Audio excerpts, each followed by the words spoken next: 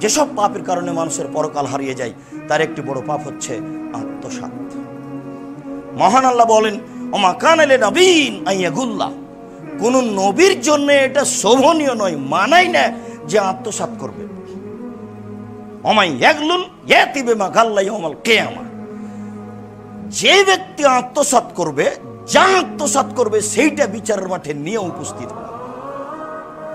এই আয়াতের বাস্তবতা আলোচনার শেষের দিকে আসবে ইনশাআল্লাহ। সেটা কেমন হতে পারে, আল্লাহ এখানে সরাসরি এইটুকু বললেন যে যারা যা আত্মসাৎ করবে তারা তা নিয়ে বিচারের মাঠে উপস্থিত হবে। সেটুকু তার কাঁধে, সেটুকু তার মাথায় চাপা থাকবে, ওইভাবে উঠবে।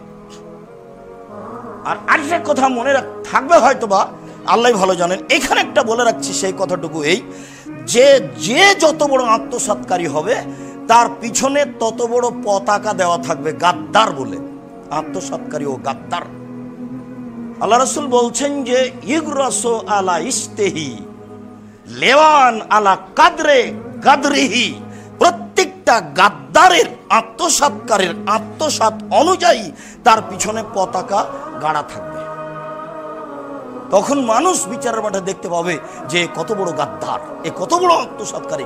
গাদ্দার শব্দটা আরবি, যেটা আমরা সময় সময় ব্যবহার করে থাকি, যদিচ ধর্মের মূল জিনিসগুলি মানুষ ভুলে যাবে।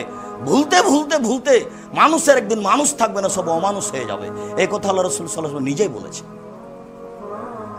আল্লাহ তাআলা বলছেন যে আত্মসাৎ করবে তার আত্মসাৎ করা জিনিসগুলি বিচারের মাঠে নিয়ে এসে উপস্থিত হবে। আবু হুরায়রা রাদিয়াল্লাহু তাআলা আনহু বলেন, রাসূল সাল্লাল্লাহু আলাইহি ওয়াসাল্লাম বলেছেন, লা ইয়াগুল্লু আহাদুকুম হিনা ইয়াগুল্লাহু মুমিন ইয়াকুম ওয়া ইয়াকুম, সাবধান তোমরা কেউ আত্মসাৎ করো না। যখন মানুষ আত্মসাৎ করে তখন তার ভিতরে ঈমান থাকে না। হেডমাস্টার ছাত্রের টাকাটা পকেটে করে নিয়ে বাড়ি চলে গেলেন, মাছ কিনে নিয়ে গেলেন একটা বড়, হেডমাস্টার বুঝতে পারলেন না যে এটা কত বড় আত্মসাৎ। চেয়ারম্যান মেম্বার তো বুঝেই না। আপনাকে আমি শতদিন বলেছি, চেয়ারম্যান মেম্বার যদি বুঝতেন এটা কত বড় বিপদ, তাহলে জাতির সামনে দাঁড়িয়ে হাত জোড় করে বলতেন, জাতি দায়িত্বে আসা আমার ভুল হয়েছে, আমি ছেড়ে চলে গেলাম, আপনারা আমাকে মাফ করেন। আমাদের বাড়ির পাশে আমার বাপের 10 শতক জমি আছে, সেইটুকুতে চাষ করে বেগুনের গাছ গেড়ে বেগুন বিক্রি করে বাজারে বিক্রি করে খাবো, আমি এই কাজ করব না। এই কথা তিনি বলতেন। কিন্তু তার অজ্ঞতার কারণে, তার নির্বুদ্ধিতার কারণে, তার হিতাহিত জ্ঞান না থাকার কারণে জাতির সামনে তিনি এরকম করছেন। যারা যেখানে দায়িত্বে আছেন বোধগম্য নেই যে এই অপরাধ কেমন অপরাধ। সম্মানিত মসজিদের মুসল্লি, আপনি ধারাবাহিকভাবে দেখুন। আবু হুরায়রা রাদিয়াল্লাহু তাআলা আনহু বলেন, রাসূল সাল্লাল্লাহু আলাইহি ওয়াসাল্লাম বলেছেন, আয়াতুল মুনাফিক সালাসা, মুনাফিকের চিহ্ন 3টি। 1, ইযা হাদাসা কাযাবা, কথা বললে মিথ্যা বলে। 2, এই যে ওয়াদা আখলাফা, ওয়াদা করলে খেলাপ করে।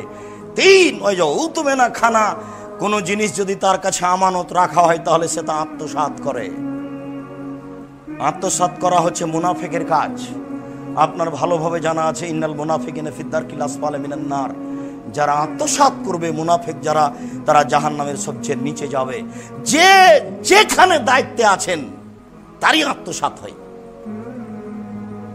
আবু হুরায়রা রাদিয়াল্লাহু তাআলা আনহু বলেন, রাসূল সাল্লাল্লাহু আলাইহি সাল্লাম বলেছেন, আদ্দিল আমানাতা ইলা মান ইতামানাকা, যে তোমার কাছে আমানত রেখেছে তুমি সময়ে তা প্রদান করো। ওয়ালা তাখুন মান খানাকা, ওই লোকের আত্মসাৎ করো না যে তোমার আত্মসাৎ করেছে।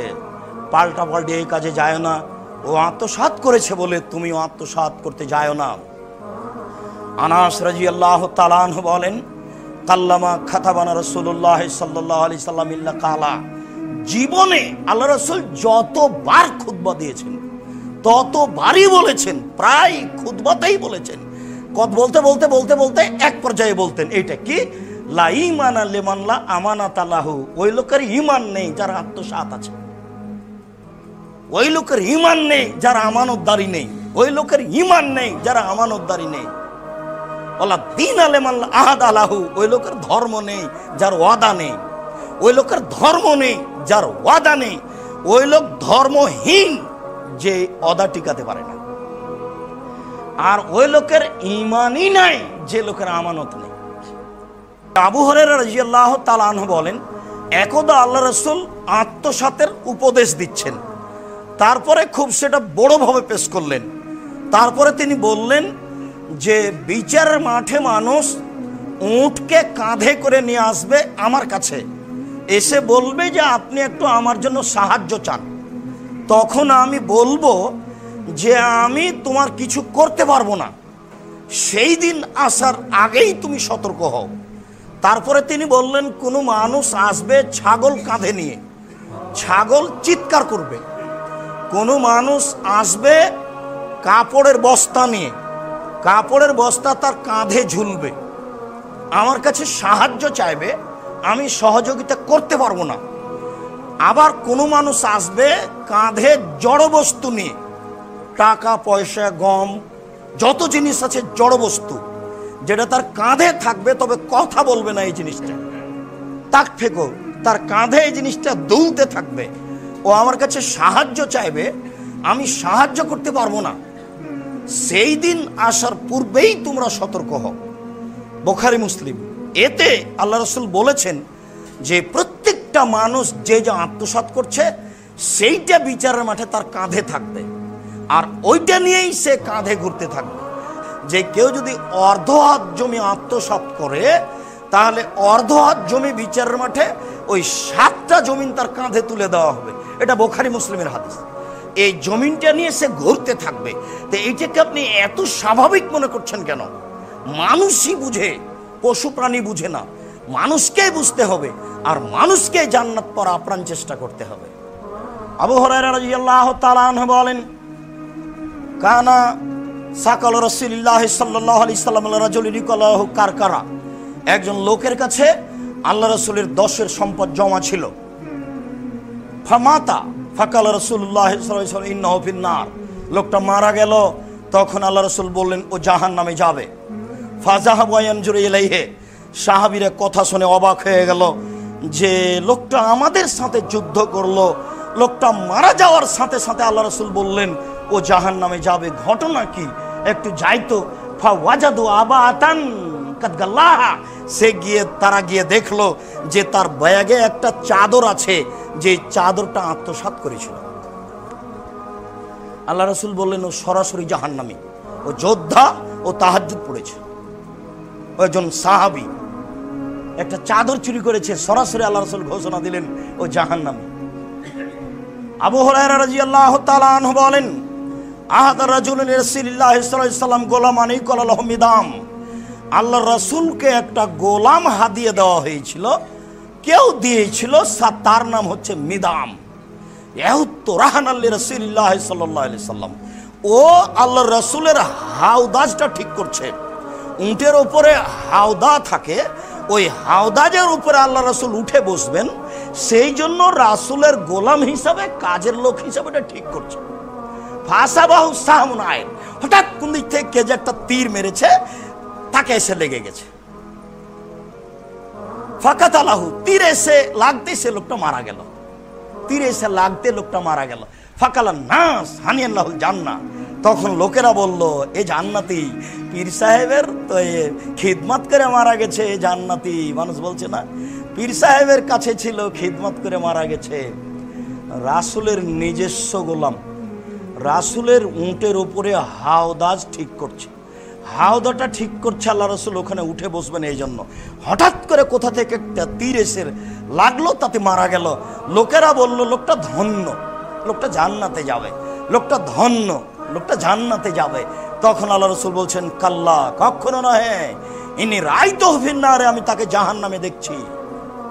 ওয়াল্লাযী নাফসি বিয়াদিহি, আল্লাহর কসম আমি মুহাম্মদ বলছি, আল্লাহর কসম আমি মুহাম্মদ বলছি, আল্লাহর কসম, ইন্না সামলাতা আল্লাতী আখাযাহা মিন খায়বারা মিনাল মাগালিম তাল্লাম তুসিবাল মাকাসিম।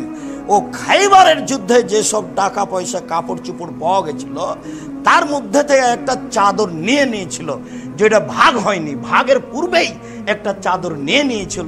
লা তাসতালু আলাইহিন নারা। এই চাদরটা তার উপরে জাহান্নামের আগুনকে খেপিয়ে তুলেছে। এই চাদরটাই তার উপরে জাহান্নামের আগুনকে খেপিয়ে তুলেছে।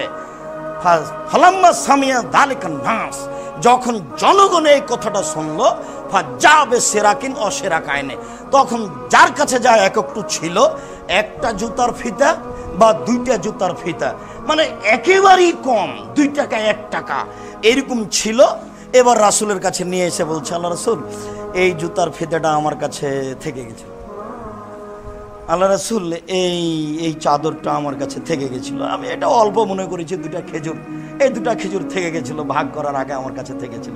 আল্লাহ রাসূল বলছেন, সেরাকুন ফিন্নার ও সেরাকানে ফিন্নার, একটা জুতার ফিতা যে আত্মসাৎ করেছে সেও জাহান্নামে যাবে, 2টা যে করেছে সেও জাহান্নামে যাবে। এমপি, মন্ত্রী, চেয়ারম্যান, মেম্বার, মসজিদের মুতাল্লি, গ্রামের সরদার জানে না 10-এর পয়সা কি জিনিস। খুব কঠিন। 1 বস্তা গম, না না না 1 বস্তা নয়, 1 কেজি, না না না 1 কেজি নয়, 100 না 100 নয়, একটা গম আপনার চোখের সামনে, একটা গম 10-এর মধ্য থেকে আপনার গমের মধ্যে চলে এসেছে, এটা আপনি দেখলেন, আপনি চুপ থাকলেন। এখন যদি হজ করতে চলে যান, বাকি জীবন যদি কাঁদেন, এই পাপ ক্ষমা হয়ে যায়, তাহলে ইসলাম ধর্ম মিথ্যা। একটা গমের আত্মসাৎ যদি ক্ষমা হয়ে যায়, ইসলাম ধর্ম মিথ্যা। একটা গমের আত্মসাৎ যদি ক্ষমা হয়ে যায়, ইসলাম ধর্ম মিথ্যা। তিনি বলেছেন, ইন্নী হারামতু যুলমা আলা নাফসি, আমি অত্যাচারকে আমার উপরে হারাম করেছি, আমি অত্যাচার করব না। এবছর যদি হজ করতে চলে যান উনি, বাকি জীবন যদি কাবা ঘরে গিলাপ ধরে কাঁদেন, এক সময়ে বলবেন, ও দায়িত্বশীল হেডমাস্টার সাহেব, জনগণের ছাত্রদের টাকা আত্মসাৎ করেছিলেন, জেনা ছিল আমার ব্যাপার, জেনা যত বড়ই পাপ হোক না কেন, চুরি ছিল আমার ব্যাপার, সে যত বড়ই পাপ হোক না কেন, সুদ ছিল আমার ব্যাপার, সেটা যত বড়ই পাপ হোক না কেন, আমি এটা ক্ষমা করে দিয়েছি। টাকা যে আমার নয় গো, ওটা জনগণের, জনগণকে আগে দাও, তারপরে ক্ষমা। ওটা ক্ষমা হবে না, ওটা খুব কঠিন জিনিস। আত্মসাৎ খুবই কঠিন জিনিস, আত্মসাৎ খুবই কঠিন জিনিস, আত্মসাৎ খুবই কঠিন জিনিস, যার ফলাফল সরাসরি জাহান্নাম। ওমর রাদিয়াল্লাহু তাআলা আনহু বলেন, রাসূল সাল্লাল্লাহু আলাইহি ওয়াসাল্লামের নিকটে আসলো আকবালা মিনাস সাহাবাতে মিন খায়বারা, খায়বারের যুদ্ধ করে বেশ কিছু সাহাবী নবীর কাছে আসলেন। ফাকালু ফলানুন শাহিদুন, তারা বলতে লাগলো রাসূলের সামনে, অমুক শহীদ, ফলানুন শাহিদুন অমুক শহীদ, ফলানুন শাহিদুন অমুক শহীদ। ফামাররু আলা রাজুলিন, বলতে বলতে একটা লোকের কথা বলে ফেললো, অমুক শহীদ। তখন আল্লাহ রাসূল বললেন, কাল্লা, কখনো নহে, ইন্নী রাহিতু ফিন্নার, আমি তাকে জাহান্নামে দেখছি। কাদ গাল্লা আবাতান, একটা চাদর চুরি করেছে। বুখারী মুসলিম। এই ছেলেরা যে দিন রাত বলছে অমুক শহীদ, ও কি জানে কে শহীদ? সব মূর্খ এরা, এদেরকে যারা পড়ায় তারাও মূর্খ, এরা যেই সমাজে চলে ওরাও মূর্খ। আপনাকে আমি কি দিয়ে বুঝাই? সাহাবীগণ বলছেন যে অমুক শহীদ, মানে সব যোদ্ধা, সবাই আল্লাহ রাসূলের সাথে যুদ্ধ করেছেন, তাবুকের যুদ্ধ। সাহাবীগণ বলছেন অমুক শহীদ, অমুক শহীদ, বলতে বলতে বলছেন যে অমুক শহীদ। তখন আল্লাহ রাসূল বলছেন, কাল্লা, কখনো নাই, বলো কি, আমি তাকে জাহান্নামে দেখতে পাচ্ছি, সে একটা চাদর চুরি করেছে। নেন এবার বলেন, আপনার ছেলে বলছে অমুক শহীদ, অমুক শহীদ, কেউ কিছু জানে না, খায় পায়খানা করে দিন কাটায়, কেউ হিসাব করে না, শরীয়তের কেউ 5 পয়সা দামও দেয় না, এমনিতেই চলছে, এমনিতেই তাহাজ্জুদ পড়ে, এমনিতেই হজ করে, এমনিতেই প্রতি বছর উমরা করতে যায়, টাকা আছে তাই উমরা করতে যায়, একটুকু ভাবে না যে এটা হচ্ছে কি না। উমরা করতে, হজ করতে গিয়ে আবার 25-30 বার উমরা করেছে, বাপের নামে মায়ের নামে, একবার এসেছি, একবারে জীবন যা আছে সবকে পার করে নিব, এই জন্য গেছে। সব নিজের মতো চলছে, এমনিতেই দিন রাত দায়িত্বশীল আত্মসাৎ করছে, যে যেখানে আছে, যে যেখানে আছে, গ্রাম্য সর্দার সহ, আপনার এই স্কুল কলেজ বিশ্ববিদ্যালয় সহ, প্রাইভেট স্কুল সহ, যে যেখানে আছে সে সেখানে আত্মসাৎ করছে। আপনার মসজিদের একজন মহিলা মুসাল্লি বলছে, ভাই আমি তো প্রাইভেট স্কুলের দায়িত্ব পালন করতাম, মাঝে মধ্যে ছাত্রছাত্রী টাকা আমার হাতে দিত, প্রতিষ্ঠানের সুবিধা অসুবিধায় সেটা আমি কিছু রেখে দিতাম, এখন কি হবে? এখন যা হবে, যত ছাত্রের কাছে টাকা নিয়েছেন ফিরিয়ে দেন, এখন আর কি হবে? সেটা যে সম্ভব নয়, সেটা সম্ভব নয়, তাহলে এখন কি করবেন? রাসূল সাল্লাল্লাহু আলাইহি সাল্লাম বলছেন, পৃথিবীর মানুষ, ওই দিন আসার আগে সব কিছু করে নাও, যেই দিন তোমার হাতে কোনো টাকা পয়সা থাকবে না, কেউ কারো কাছে ক্ষমা নিতে পারবে না। মান সম্মানের ব্যাপারে যদি কিছু হয়ে থাকে, লেনদেনের ব্যাপারে যদি কিছু হয়ে থাকে, ক্ষমা নাও। বড় মানুষকে, চাচাকে, গ্রাম্য মুরব্বীকে কারণবশত ধমকে বলেছ, জান আপনি কি বুঝেন, এই কথাটা মুরব্বীকে উপেক্ষা করা হয়েছে, এই কথাটা মুরব্বীকে উপেক্ষা করা হয়েছে। আজকেই ক্ষমা নিতে হবে মুরব্বীর কাছে, আজকেই মুরব্বীকেই মূল্যায়ন করতে হবে, এ কথাই ঠিক। বয়স্ক মানুষকেই মূল্যায়ন করতে হবে, এ কথা ঠিক। আর মানুষকে জান্নাত পাওয়ার আপ্রাণ চেষ্টা করতে হবে। আল্লাহ তুমি বড় দয়াশীল, তুমি বড় রহমতশীল, তোমার অনেক দয়া। আমরা মানুষ, তোমার রহমতের আশাধারী হয়ে তোমাকে বলছি, তুমি আমাদের প্রতি একটু দয়া করো, আল্লাহুম্মা আমিন। আমরা যেন বাকি জীবন বৈধ রুজি উপার্জনের চেষ্টা করতে পারি, আল্লাহুম্মা আমিন। এক একটু আত্মসাৎ যদি হয়ে থাকে, তাহলে ওই দিন আসার পূর্বেই দেওয়ার চেষ্টা করি, সেটা হলো বিচারের দিন। এক একটু যদি হয়েই থাকে, তাহলে যেখানে যেখানে হয়েছে সেখানে সেখানে টাকা ফেরত দিতে হবে। আব্দুর রাজাক সাহেব, সেটা যদি সম্ভব না হয় তাহলে কি করতে হবে? তাহলে ওই পরিমাণ টাকা কওমি, খারিজি, বেসরকারি সঠিক আকীদার মাদ্রাসায় দিয়ে দিতে হবে। আর আল্লাহকে বলতে হবে, আমি সত্য সত্যই তাকে পেলে ফেরত দিতাম, যেহেতু তাকে পাচ্ছি না, কাজে তার নামে দান করে দিলাম। আল্লাহ তুমি তাকে এই টাকার নেকি দিয়ে দাও। পথ হবে ইনশাআল্লাহ। সম্মানিত মসজিদের মুসাল্লিদ, আপনি পথ অবলম্বন করুন, আল্লাহ আপনার পথ খুলে দিবেন ইনশাআল্লাহ। আল্লাহ আমাদের যারা মারা গেছে, তুমি তাদের কবরের শাস্তি মাফ করো। আমরা যারা অসুস্থ, তুমি তাদের আরোগ্য দান করো। আমরা যারা বেঁচে আছি, তুমি তাদেরকে তোমার রাসূলের পদ্ধতি অনুযায়ী চলার তৌফিক দান করো। আল্লাহ তুমি আমাদেরকে আত্মসাৎ থেকে রক্ষা করো। আল্লাহ তুমি আমাদের বৈধ রুজির ব্যবস্থা করে দাও। এই দাবি, এই দোয়া তোমার দরবারে রেখে আজকের জুমার খুতবা এখানে শেষ করলাম। সাল্লাল্লাহু আলাইহি ওয়াসাল্লাম।